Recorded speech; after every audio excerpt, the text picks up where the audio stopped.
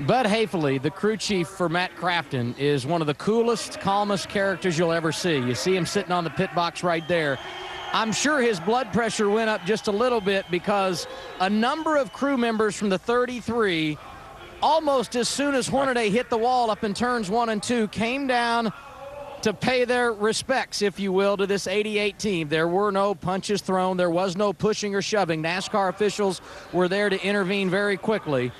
But there was no doubt the tempers were high. Bud just sat in his seat, held his hand up, told him to calm down. And you can see the frustration in the eyes of all of Ron Hornaday's crew members as they make that long walk to the garage, realizing with now just over 7 races to go in this season, the championship is on. Well, and any time a truck gets torn up, you get tempers flaring. And obviously that 33 team, they're not happy. Hey, we've talked about Matt Crafton and what he was thinking. We talked to Matt Crafton, right, what he was thinking, what was on his mind. He said he wasn't afraid. But, hey, if I'm Ron Hornaday, Johnny, and I drive down in that corner, I think I got to the corner. I'm almost to the curb down there. I'm not expecting to get a shot in the left rear quarter panel. You're not, but Ron knew he was coming in there, you know. So if you are in that thing and you see he's got a shot, you're thinking championship. You're thinking, you know what?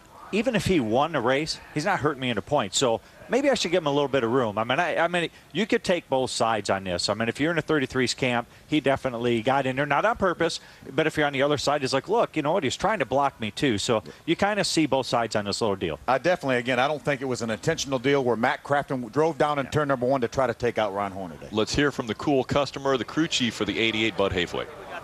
I guess the good news is, Bud, you've got a smile on your face. That was an interesting situation. What was Matt's reaction on the radio after the contact in turn 1? No comment, really, other than he got a good run on both those guys, and they both tried to come down on him. You cannot give it back to him this late in the race. I mean, how tough is that fine line when you're running for a championship, going after a win and choosing to either let a guy go or not?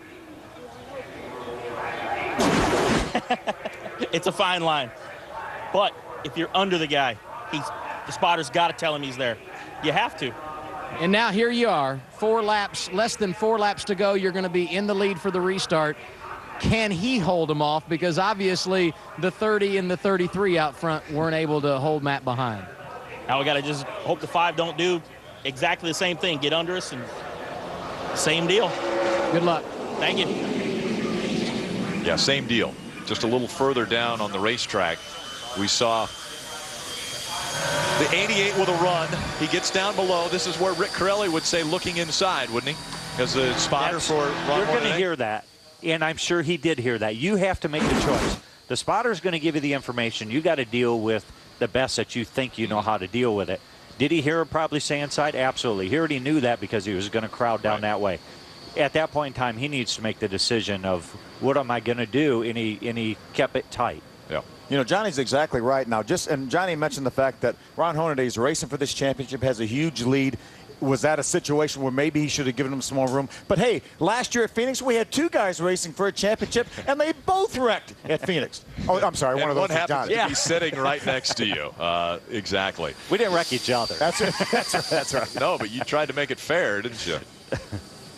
We are hearing that NASCAR is going to post the 88. That means they're going to say more than likely rough driving. And what that will do is, well, more than likely take away a potential win from the 88. Oh, it's going to take away the win. There's no question about that. Potential. Now, obviously, he still has 3 laps that he has to race. Right. So we're not saying that he was going to win, but this will put him at the back of the lead lap cars, and so that will put him back to probably 13th on the racetrack. I think this is a pretty tough call. You know, I mean, he didn't. I think if he would have drove into him under throttle and wrecked him or something like that, it might have been a little bit different. But you know, but that is not the first incident he's been in today. So right. And it's hard to say. You know what? It's hard to read. The crowd obviously went by. Or when the field went by, and obviously if you're watching right now, NASCAR race day will be coming up next right here, but you've got to watch the final 3 laps of racing from Gateway International Raceway. The fans got up on their feet. They were applauding when the field went by, but you can't tell if they were applauding Matt Crafton or if they were applauding the fact that he just received the black flag. We heard some people booing earlier, so Right. I'm assuming that they were probably clapping on NASCAR's decision to put him at the back of the deal. So it's tough because the grandstands doesn't have the view that we have on TV. Right. And right now the black flag is being done by Matt Crafton, so he moves to the back, Adam. And just to confirm what JB just pointed out, the crowd was indeed cheering the reaction from NASCAR, or the decision from NASCAR rather, to black flag the 88. And I know that simply because of how they were taunting the pit crew after the incident up in turns 1 and 2. This is a partisan Hornaday crowd, that or it's just a bunch of race fans that did not appreciate what happened on that last restart, but they were in fact cheering the decision made by NASCAR. And we see the 88, the Menard Chevrolet, coming onto pit road. And again, the fans, well, they're showing their emotions as well. We talked about the 5 being in a catbird seat. He didn't have to pass either one of them. How about this? Yeah. Mike Skinner back out in front. Could he go back-to-back with wins after dominating in Iowa and maybe falling into a win at Gateway? But that decision to put tires and fuel for Mike Skinner really put him in this position because he was able to fight his way back up to a 3rd place, and now the top 2 in front of him are off the track. Oh, absolutely. It looked like when we watched him do that, I said, boy, he's given up all the track position. That may be insurmountable. But we've had so much stuff go on in the last 20 laps, and Mike's had a great truck. And here he is, obviously for a green-white checker in position maybe to get win number back-to-back. Yep, back-to-back after winning at Iowa. Is that a number, back-to-back? Winning number back-to-back. Well, I'll go with it. Mike Skinner, after starting 9th, we thought that was a little bit far back for him.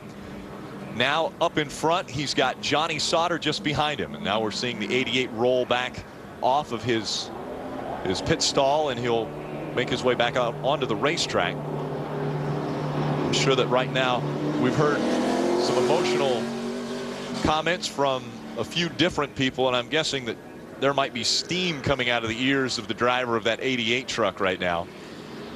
How frustrated he must be after thinking that he didn't do anything wrong, but getting black flagged.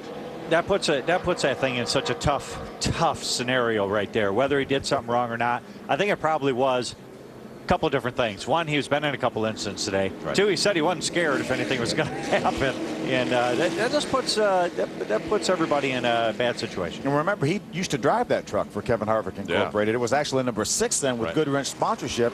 They switched to number 33, but that was the team that he drove for a few years ago.